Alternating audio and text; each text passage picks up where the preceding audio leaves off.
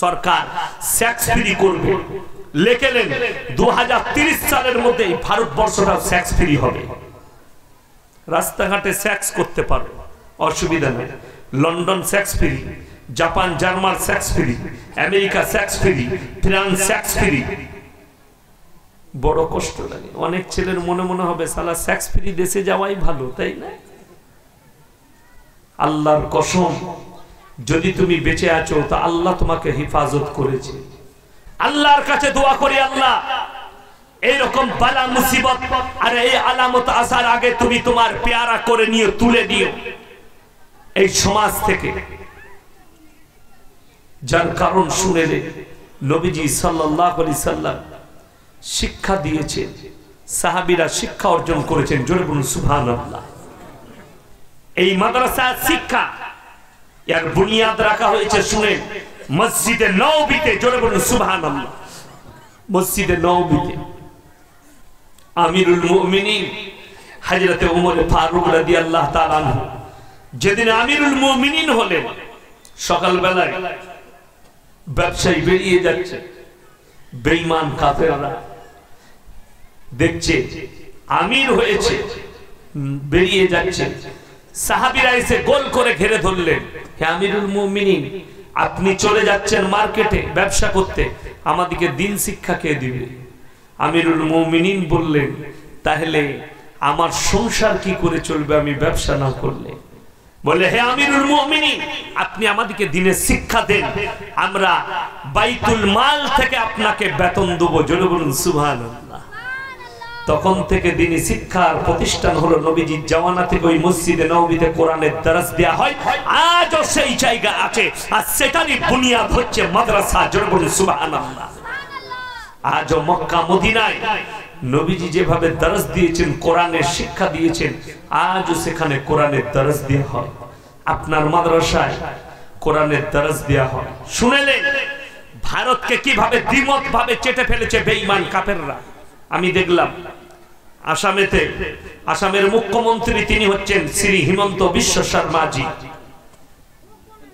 বড় চাপ রেখেছে আমাদের দেশে। আমি বলবো, আসামে 26শে জানুয়ারি প্রজাতন্ত্র দিবস ছিল না? ছিল না?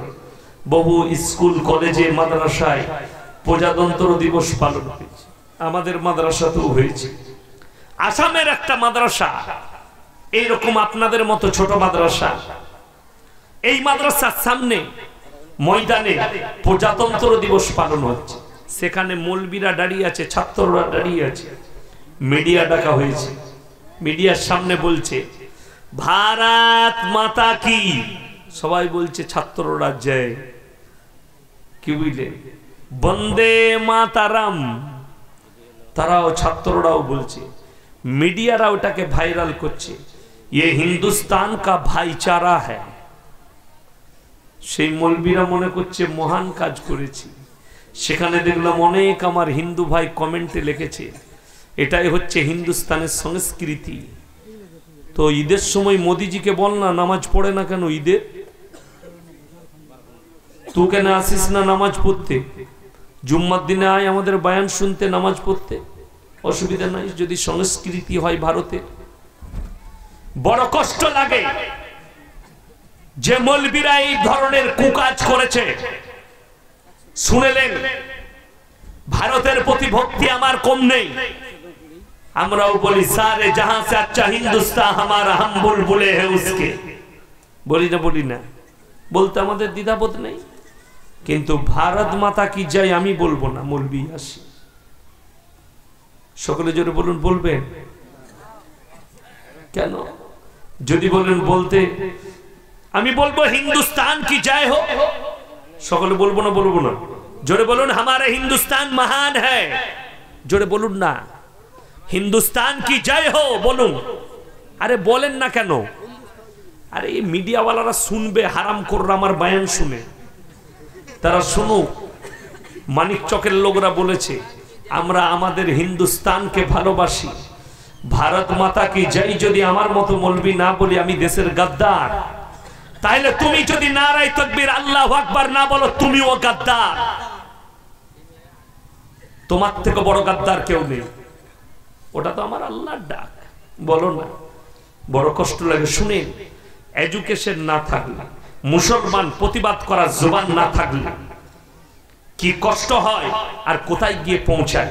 আমার কাছে একটা ফটো এসছে, আমি এখনই শুয়ে শুয়ে মিডিয়াতেও দেখছিলাম, যদিও আমি সত্য মিথ্যা যাচাই করিনি, কিন্তু আমি দেখলাম, কি দেখলাম জানেন? আমাদের দেশের একজন মন্ত্রী, ওই 26শে জানুয়ারি সরস্বতী পুজো ছিল, ছিল না? ছিল না? সরস্বতী পুজো হয়েছে, সেই পুজোর মণ্ডপে সরস্বতীর ঠাকুর রাখা আছে। মণ্ডপটা এরকম করে করা হয়েছে, সরস্বতীর দু কোণে একদিকে ওং লেখা আছে আর এক কোণে আল্লাহু লিখেছে। জোরে বলুন নাউজুবিল্লাহ। এখনো পর্যন্ত বাংলার মানুষ, এটা যদি সত্য হয়ে থাকে, তাই মন্ত্রীর বিরুদ্ধে এখনো পর্যন্ত হুইপ জারি হলো না। এখনো পর্যন্ত পশ্চিম বাংলার মুসলমানরা এখনো নুপুর সারবার বিরুদ্ধে লাফিয়েছিল, এখন কোথায় ঘুমিয়ে আছে? আমাদের দেশে অনেক মৌলবীরাও মন্ত্রীর পদ নিয়েছে। আমি বললে খারাপ, আমি নাম কারুর লুব না। তুমি বেটা একবার বলো, তুমি তো মন্ত্রী পদে আছো, তুমি একবার বলো এটা আমার আল্লাহকে তৌহিন করা হয়েছে। রাজনীতি করছিস কর, আমার আল্লাহকে নিয়ে খেলা করবি না, দিনকে নিয়ে খেলা করবি না, তাকে বলতে পারছো না। আর যে করেছে তার নাম লুবন, আপনার ফেসবুকে দেখে নেবেন, সে একটা মাতাল, তা না হলে কাজ করতে পারে না। আমাদেরকে ভালোবাসা দেখাতে হবে না। যদি ভালোবাসা দেখাতে চাস তাহলে আয় আমাদের মতো মৌলবীর কাছে কালমাটা পড় আর মুসলমান হ। যদি আল্লাহর প্রতি এত মহব্বত থাকে, তুমি সম্প্রীতি দেখাচ্ছ, হারাম করে আওলাদ। সম্প্রীতি যদি জানতে হয় আমাদের মতো মৌলবীর কাছে আর কোরআনকে জিজ্ঞেস কর। ইসলাম এত সহজ নয়, আল্লাহকে তৌহিন করছে। আর মুসলমানের ওই গুমরাগুলো, আমাকে কেন কষ্ট লাগছে জানেন? নূপুর শর্মা বলে একটা মেয়ে কুরুচিকর মন্তব্য করেছে। আমি দোয়া করেছি, আল্লাহ যদি তার তকদিরে ঈমান লেখা থাকে ঈমান দাও, তা না হলে তাকে পৃথিবীর মানচিত্র থেকে মুছে দাও। দোয়া কাজে লাগবে না? লাগবে না। যাদের বিশ্বাস নাই তারা শোনো, আল্লাহর নবী জানাবে মুহাম্মদুর রাসূলুল্লাহ সকল বলুন সাল্লাল্লাহু আলাইহি সাল্লাম, নবীজি বললেন যখন বান্দা আল্লাহর কাছে দোয়া চায়, হয় সঙ্গে সঙ্গে কবুল হয়ে যায়, তা না হয় কিছুদিন পরে কবুল হবে, তা না হয় এক একটা দোয়ার বদলা আমার আল্লাহ কিয়ামতের দিনে দিবেন। জোরে বলুন সুবহানাল্লাহ। আমি বোম্বেতে ছিলাম তখন সফরে, সকালবেলায় ফজরের নামাজ পড়ে হোটেলে বসে চা খাচ্ছি। আমার ভাইয়ের বিরাট ব্যবসা আছে, কারখানা মুম্বাই। তো ফজরের পরে চায়ের দোকানে একটা ভালো উমর হোটেল বলে হোটেল আছে, দারুণ চা বানায়, চা খাচ্ছে। আমার কাছে মেসেজ ঢুকলো, আমি দেখলাম ফজরের পরে এত মেসেজ বাংলা থেকে। আমার এবং আমার আব্বাজির ফটো দিয়ে আছে ফেসবুকে, ফটো দিয়ে একটা ভণ্ড মৌলবী, আমাদের বর্ধমান জেলায় বাড়ি। তখন দেখলাম মালটার খোঁজ নিলাম, দেখলাম কাঠ মৌলবী। কি বুঝলেন? গাই মুখো হেলে। আপনারা এড়ে গরু দেখেছেন? গায়ের মতো মুখ হয়, এড়ে গরুর মতো মুখ হয়, অনেক গায়ে আছে, ওটাকে নাম হয় গাই মুখো হেলে। গায়ের মতো মুখটা কিন্তু এড়ে গরু। ঘোষ দুয়ারতে গিয়ে দেখছে এড়ে গরু মেরেছে লাত, তখন বুঝতে পারছে। তো ওই মৌলবীটা হচ্ছে গাই মুখো হেলে, মৌলবী গোছে। কি ছেড়েছে? এই দুটো বাপ বেটাকে বাংলার কোনো প্রতিবাদ সবাই খুঁজে পাওয়া যায়নি। সে আমার সম্পর্কে খোঁজ নিল না, আমি দেশে আছে কিনা, আমার বায়ান আসছে কিনা। তখন অক্সিজেন জলসা নাই। আমি কি প্রতিবাদ করি? আমি তোর মতো প্রতিবাদ কারক নয়। আমি যা প্রতিবাদ করেছি তোর বাপের বাপের 14 পুরুষ পর্যন্ত করতে পারবে না। আমি যে প্রতিবাদ করেছি, কুকুর কামড়ালে কুকুরকে কামড়াতে নেই। আমি বলতে চাই এই বায়ানটা ইউটিউবাররা ছাড়বে। সেই কাঠ মৌলবী তুমি যদি শুনছো, যারা ফেসবুকে পোস্ট করেছিলে জমিয়তের গ্রুপ থেকে, তাদেরকে বলতে চাই শোনো, সেই কাঠ মৌলবীগুলো কোথায় আছো? তোমার দেশের মন্ত্রী, তোমার রাজ্যের মন্ত্রী সরস্বতীর কোণেতে পায়ের নিচে আল্লাহর নাম লিখেছে।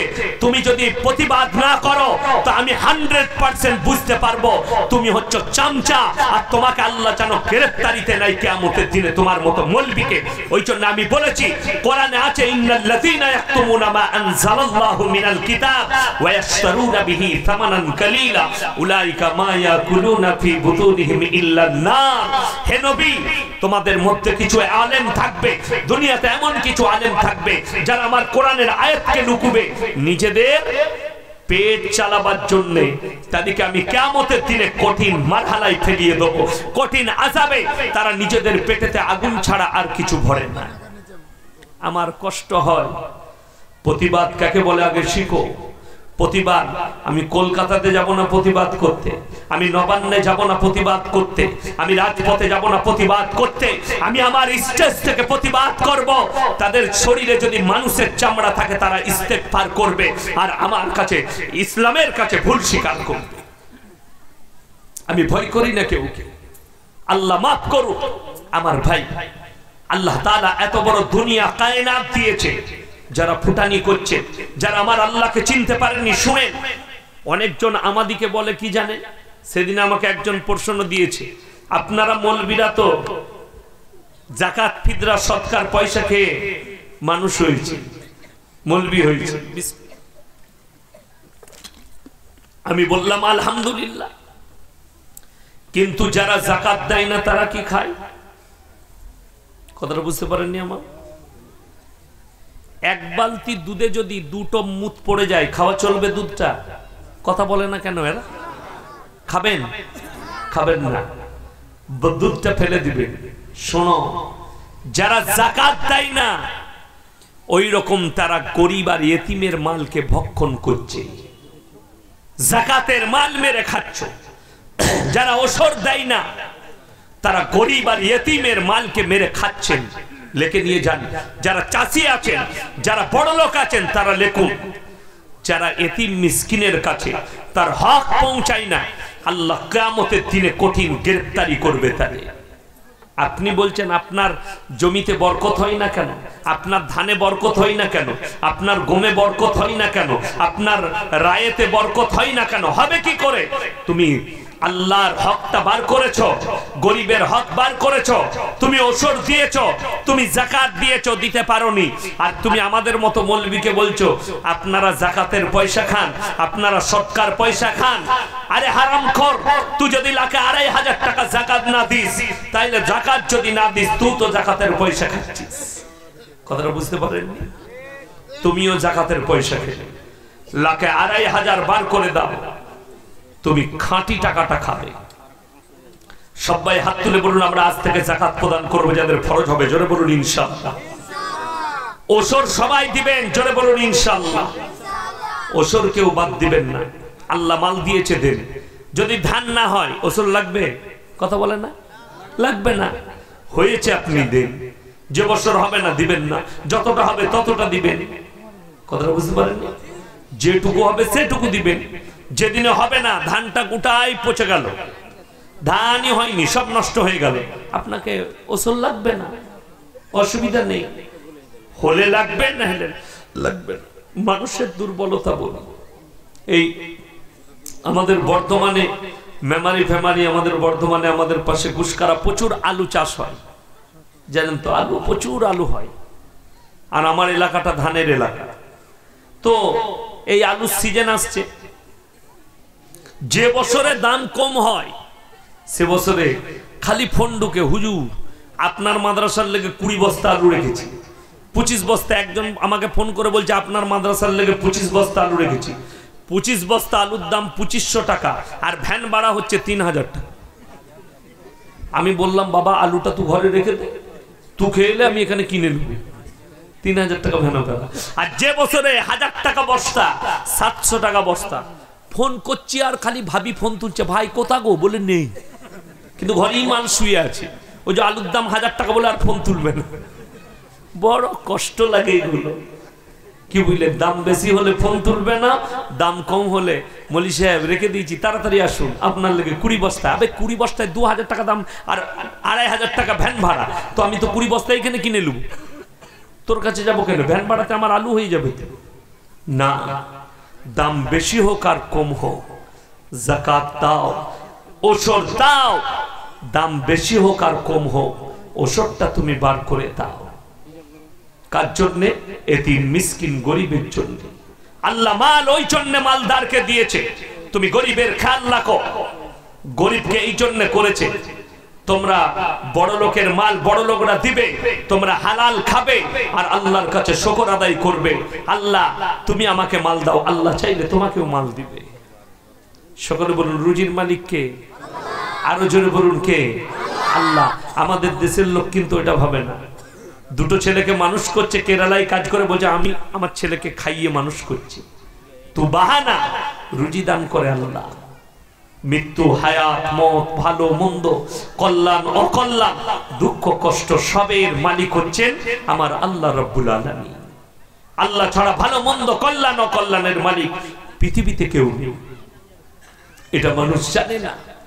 এই মাদ্রাসার সঙ্গে সুসম্পর্ক রাখুন, মাদ্রাসার পাশে থাকুন।